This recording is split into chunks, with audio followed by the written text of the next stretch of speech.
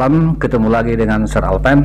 Kali ini saya akan coba melanjutkan materi kita di tutorial saya sebelumnya, yaitu kita sudah membahas pengertian, manfaat, dan juga konsep pendapatan nasional. Nah, kali ini saya akan fokus untuk menjelaskan tentang metode perhitungan pendapatan nasional.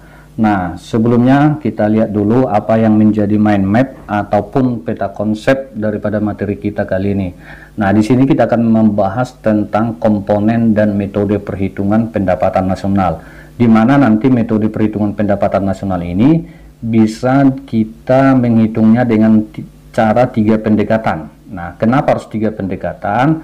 Ini digunakan untuk menghindari yang namanya double counting ya, atau perhitungan ganda begitu, sehingga kita dapat menggunakan 3 metode ini. Apa saja itu? Yang pertama adalah pendekatan produksi, kemudian metode perhitungan dengan pendekatan pendapatan, dan yang terakhir adalah metode pendekatan pengeluaran. Nah, tentu anak-anak kami untuk memahami metode perhitungan ini tentu harus memahami dulu apa saja yang menjadi komponen daripada metode pendekatan produksi, pendapatan, dan juga pengeluaran. Karena dari komponen inilah nanti yang berangkat untuk membuat rumus daripada menghitung pendapatan nasional itu sendiri. Baik, tetap fokus, kita lanjut.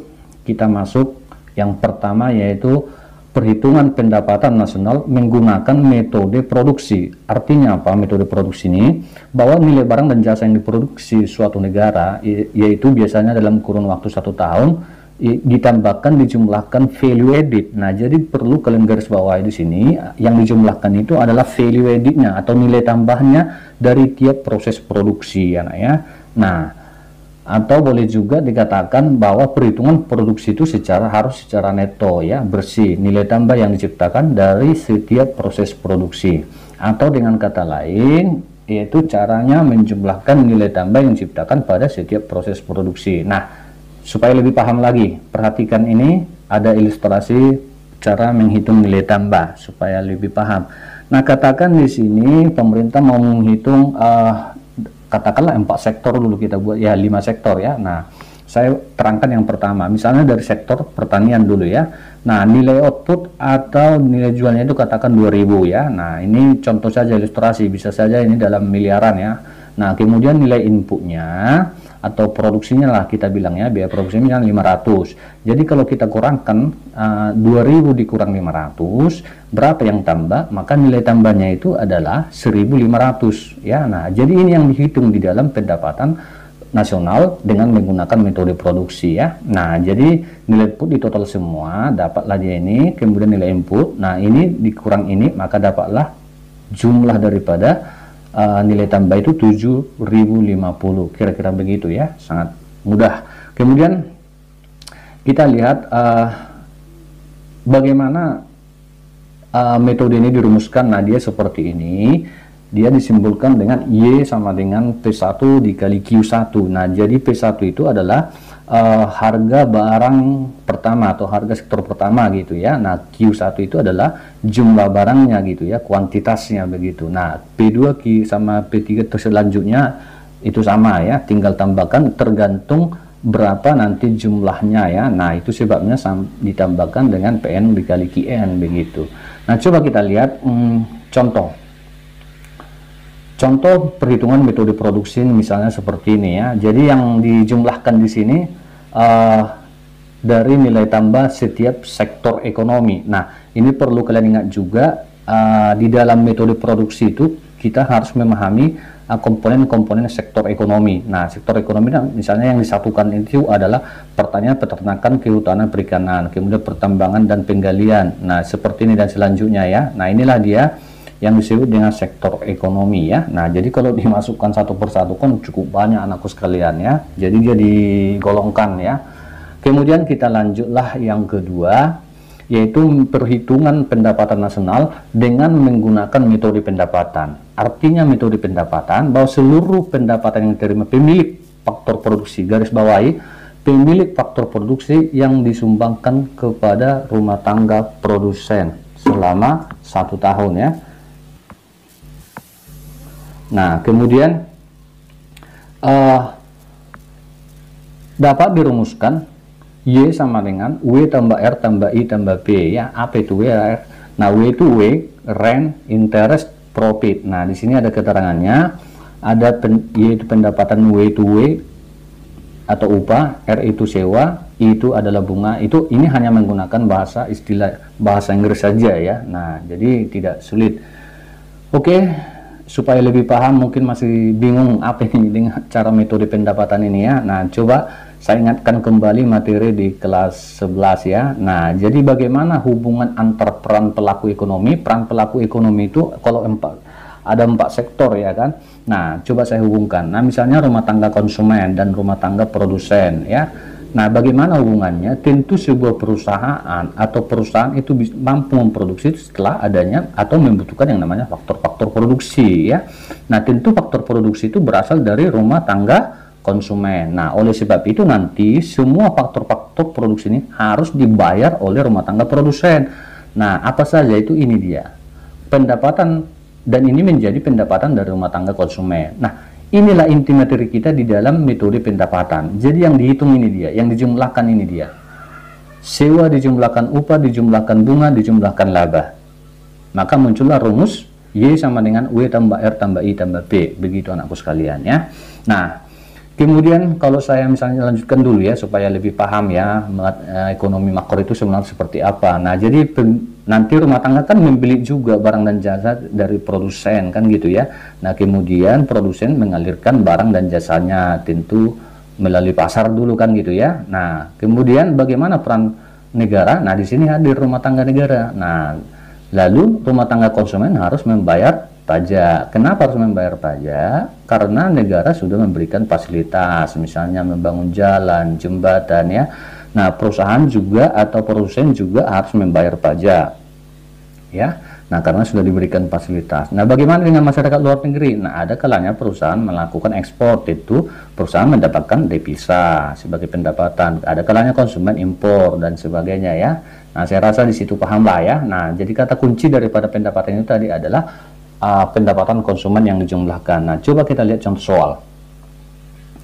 Nah, ada contoh soal di sini saya ambil dari ujian nasional ya. Saya lupa tahun berapa ini ujian nasionalnya tentang ekonomi.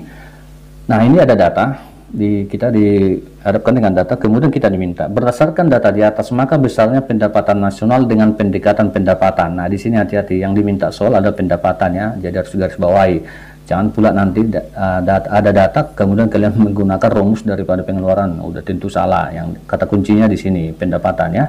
Nah, bagaimana rumusnya tadi? Ya gampang saja ya, rumusnya WRIP gitu ya, WRIP. Nah, kita masukkan saja yang mana W. Nah, jadi di sini nggak usah bingung. Nah, kalau ini enak. Nah, rumus dengan soal itu nyambung karena sama-sama pakai bahasa Inggris. Cuma nanti kalau soal memakai bahasa Indonesia, anak-anak kami harus tahu ya. W itu tadi upah, R itu adalah bunga, rent ya, interest, rent itu sewa tadi, interest, bunga, profit, B ya. Nah, oke, ini kita tinggal masukkan saja. W berapa, kemudian rent berapa, interest 75.200, kemudian profit sekian, lalu kita tinggal jumlahkan saja ya. Nah, berapa hasilnya? Nah, inilah dia pendapatan nasional menggunakan metode pendapatan ya. Saya rasa di sini paham lah ya. Nah, oke, baik. Kita lanjut. Kita masuk yang ketiga ya. Metode perhitungan pendapatan nasional bisa menggunakan pendekatan pengeluaran, yang artinya bahwa yang dihitung itu adalah jumlah pengeluaran seluruh secara nasional, yang mana yang dijumlahkan itu adalah pengeluaran daripada rumah tangga konsumen, rumah tangga produsen, rumah tangga government atau pemerintah, rumah tangga luar negeri. Itu yang dijumlahkan. Itu kalau berdasarkan pengeluaran. Nah, jadi dapat dirumuskan seperti ini. Y sama dengan C tambah G tambah I tambah setelah ekspor dikurang impor ya. Nah, ini dia keterangannya. Baik. Supaya lebih paham, ini dia kalau tadi diagramnya itu ya, begini ya. Jadi yang ditambahkan itu nanti pengeluaran daripada setiap rumah tangga. Jadi rumah tangga itu di sini kan ada 4 ya kan. Nah, ini dia. Jadi pengeluaran rumah tangga yang 4 inilah nanti yang ditotal, dijumlahkan ya. Oke. Nah, maka muncullah rumus ini tadi. Nah, seperti itu. Nah, coba kita lihat contoh soal. Nah, ini juga contoh soal ujian nasional ya. Nah, kita lihat yang diminta adalah pendapatan nasional menggunakan pendekatan pengeluaran. Nah, rumusnya tadi kan Y sama dengan C tambah G tambah I tambah ekspor dikurang impor. Nah, kita kita tinggal masukkan C-nya berapa, kemudian pengeluaran pemerintah berapa, kemudian bunga berapa, ya, CIG, oke, kemudian ekspor nanti dikurang import langsung, kemudian kita tinggal tambahkan, maka dapat hasilnya 650 ya. Nah, begitu, jadi gak sulit. Oke, paham sampai di situ ya. Nah, saya rasa itu dia. Ada ini sekilas tambahan saja. Hal-hal yang tidak termasuk dalam perhitungan pendapatan nasional itu nanti PDB itu misalnya ini, jadi ini tidak termasuk ya, makanya ini tidak boleh. Misalnya aktivitas ilegal, misalnya perjudian, perdagangan narkoba ya, namanya ilegal ya, tersembunyi. Jadi bagaimana cara menghitungnya, sulit ya kan. Nah, jadi ini tidak dihitung. Kemudian aktivitas yang tidak dilaporkan, misalnya perekonomian bawah tanah, underground ekonomi ya, nah itu penjual bakso keliling misalnya gitu ya. Nah, kemudian yang tidak dihitung aktivitas non pasar lah, misalnya sosial, sukarela, pengurus sosial lah. Dan yang terakhir ini dia. Oke, saya rasa itu materi kita. Semoga dengan penjelasan kali ini anak kami bisa memahaminya. Kita akan lanjut materi kita di video selanjutnya.